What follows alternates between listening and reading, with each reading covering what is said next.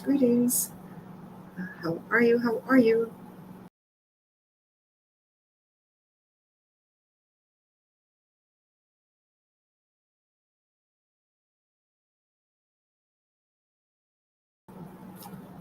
Hello, pop-up time.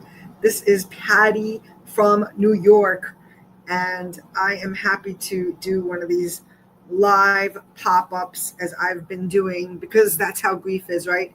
It pops up, but the difference is that I'm bringing love and light as where grief does not. Grief is the lowest you can go. Grief is right there with depression, fear, powerlessness, and I'm here to raise your vibration. And if it's not for you, well, then thank you for stopping in for a second. And if it's for you, take a seat, take your shoes off. We're not here for long. And this is to inspire and motivate. Again, welcome to a new spin on Mourning. My name is Patricia D. Freudenberg, also known as Patty from New York. And New York is the heartbeat of the world. Listen, I'm a little partial, so I'm going to say that. But all kidding aside, grief is not funny. And I'm here to encourage you that you can recover. And that's the key word, is recovery. And it's about how we use the emotional tools to be able to get back to neutral, to recovery. And listen, life be lifing. It's always going to happen at some point or another. We're not going to be able to escape any type of grief, especially grief of life. And, you know, in the communities that I host, the grievance chat rooms that I host, a lot of times we talk about all types of grief. You know, sometimes it's grief of a old self, grief of a relationship, grief of monetary things, grief of a job. And the foundation of Michigram, which I am the founder of and, you know, chief evangelist for, it's grief of life. And I am here as a death doula, also known as a end of life consultant. And that's what it is. It's consulting you, the griever. You are still in the land of the living. So I'm here to inspire you. Yes, you. And again, it's not for everybody, right? This show, it's not for everybody, but it's for somebody. I like to bring death to life through legacy, because when our loved ones die, they might pass away in the physical, but they live on in the spiritual. That part. And you could debate that with science, not me. And where you want to think of your loved one being as a spiritual being, well, that's different for everybody. But today in this show, I like to go over and read through the public service that I offer, which is a free public newsletter. A lot of times it's resources. Sometimes it's personal experience, my own personal notions that I gather from speaking to other humans or reading great books. And the best of all is testimonies. I love hearing testimonies. We do that in the grievance chat room called the Legacy Café, and that is a grief recovery room. And I invite you to come. It's a worldwide platform. It's an audio platform. We're there for about an hour and a half to 2 hours sometimes. And we start at 9:15 Eastern time. And again, you know, we wrap it up usually within an hour and a half. Sometimes it goes on ... a little longer. And we share these newsletters, and we also talk about it. We talk about stuff it never feels like it's the right time to. And what am I talking about? Our feelings. Did you hear that? Our feelings. Our feelings. And listen, disclosure, I'm not a medical professional. I am a consultant in grief recovery. Okay. So if you are feeling some sort of way that you might be in danger to yourself or others, seek medical attention.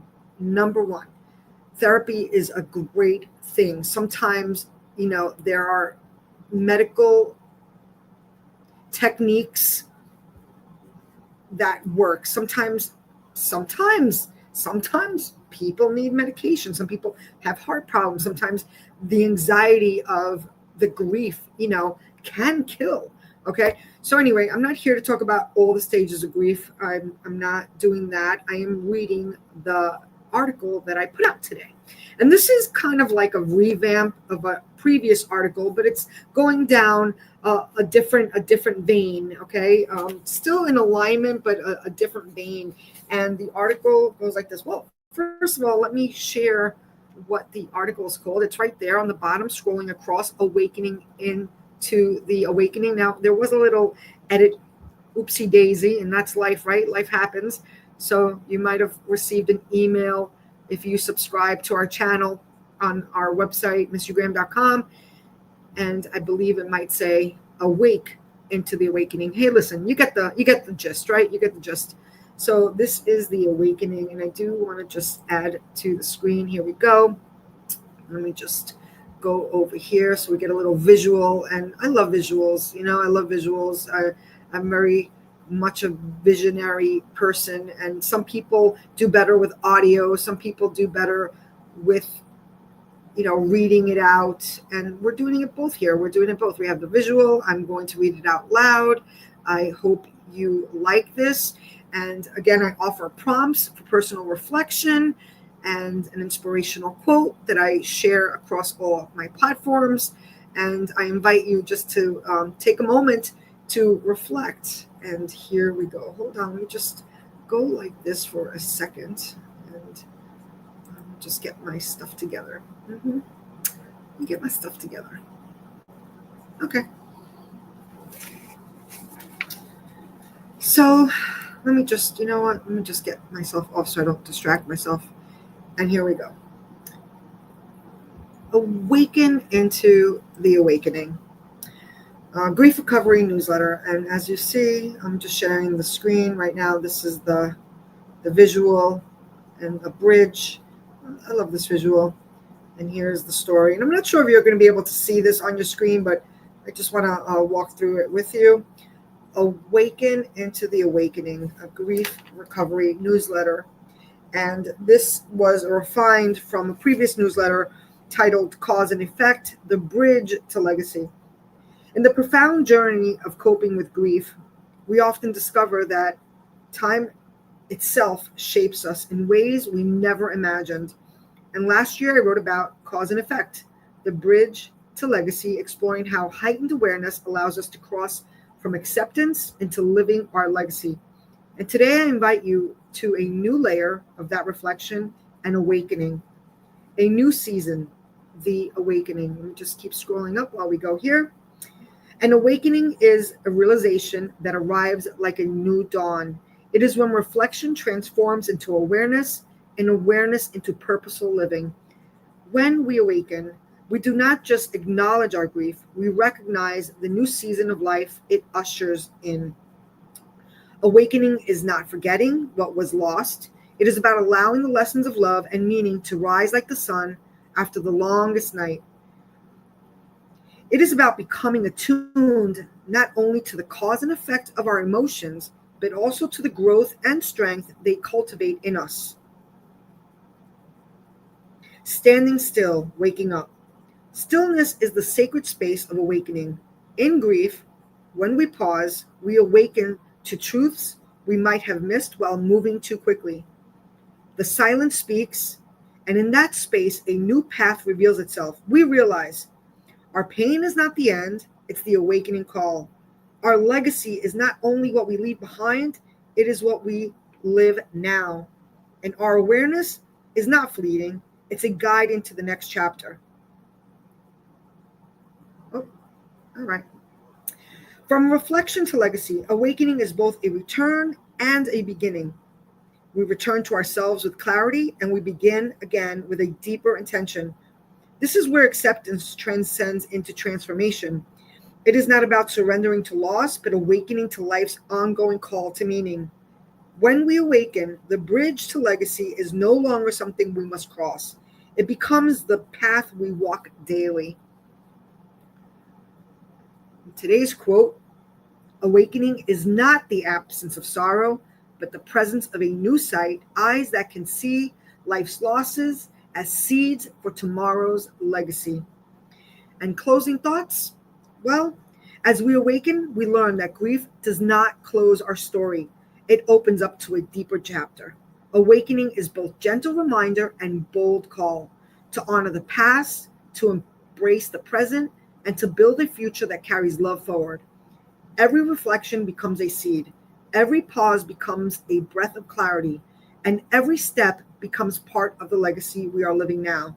And the reflection prompt I offer you today: pause for a moment and consider, what part of your grief journey is quietly calling you to awaken? How might you honor that today? Not just as a memory, but as a momentum. And of course, I offer my Live Your Legacy book, and this is available on Amazon. Here you go. And 1 second, let me just go back to here so I could join you guys. And this is the book right here. And as we are scrolling through, I'm just going to go here, and we could see a little preview if you want while you're on this page. And you could also buy it on Amazon. Here we go. We're going to share this tab. And legacy, Live Your Legacy. It's an easy to digest book, right? You could read through it like time wise. If you're just reading verbatim, then you could get through it quickly. It's 40 pages, and there's 10 journal pages. However, you could spend days in one chapter at a time, because that's what it's about. It's about reflecting, growing, thinking about how you feel, and it's about living your legacy. And it's a new spin on mourning. Now, mourning is actions we take, and it's associated with grief, right? However, it doesn't have to be a bad thing. It could be a beautiful thing. It really can. New rituals, new habits, new memories, things we do: light a candle, make a recipe. There's so many things we could do when we mourn. It's not just about crying. And a reminder, take my granny glasses off, a reminder that crying is the evidence of releasing resistance. And where did I come up with this? Well, I listened to great books, and Esther Hicks, who I listened to a lot, not only on Audible books that she wrote with her husband, the late Jerry Hicks. She's amazing. She's all about the laws of attraction. I encourage books like that if you just want to redirect the focus to, a better today and hopefully an awesome tomorrow. I wrote Live Your Legacy, a new spin on mourning, as a guidebook for those who are ready to begin recovery, from grief, not for a heavy read. And again, it's easy to digest, and there's 10 pages of journaling with prompts. The prompts are the titles. And this book meets you where you are, especially when you're ready to turn the page, not to forget your loved one, but to honor them by living a life to be remembered. It's a tool to help you shift from pain to purpose and from sorrow to legacy. So I hope you get it and enjoy it, and maybe you know somebody that might need it. And if you're a Kindle subscriber, well, it's right there. It's free for Kindle subscribers.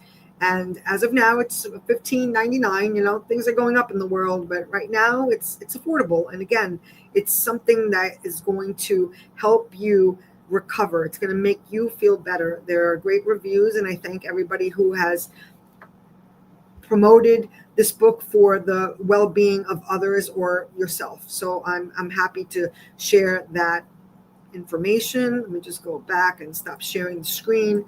So again, thank you for joining us today and in the reading of Awaken into the Awakening. Again, if you follow us on Facebook, let me just present again. Hold on, let me just present again one more time. Share screen. You might be on Facebook right now and seeing this. Share screen. Here we go. Okay. Talking out loud. Let me see. Let me share this right now. So if we go to the Facebook, you know what? Forget that. Scratch that. I was trying to be savvy. However, the point is, if you follow me on Facebook, you're going to see a pinned link, and that's a walk I am participating in for the 3rd year, raising funds for Blood Cancer United. And it's beautiful. It's a light the night walk, and there's different lanterns that represent either in memory of survivor or just supporter. And it's a beautiful, beautiful organization, and we come together They're across the nation. However, this event on October 18th is happening in my neighborhood as well, and I'm just so excited to be a part of it. And you could either join the team virtually and share, support, give a like, or donate even $1. Everything helps. It all helps to make this world a better place. Thank you so much. And I also share things with Rotary International, same reason, but on a global scale. I contribute to the World Fund as a Paul Harris Fellow. I continue to raise awareness and money for Rotary International, who has eradicated polio. Paul Harris, in memory of Paul Harris. The organization has been around like forever. But I'll maybe do a pop-up on that some other day. But today, I'm going to say thank you. I hope you have an amazing day. This is Patty from New York. Mwah, mwah, mwah. I love you so much. And with that being said, I am going to close this up out of here. And thank you so much.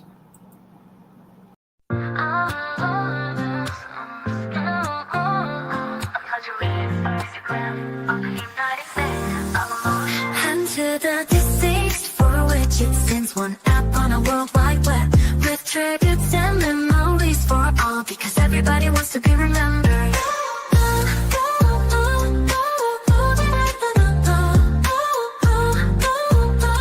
I pledge allegiance to Mr. Graham of the United States of Emotions, and to the deceased for which it sends one app on a world wide web with tributes and memories for all, because everybody wants to be remembered.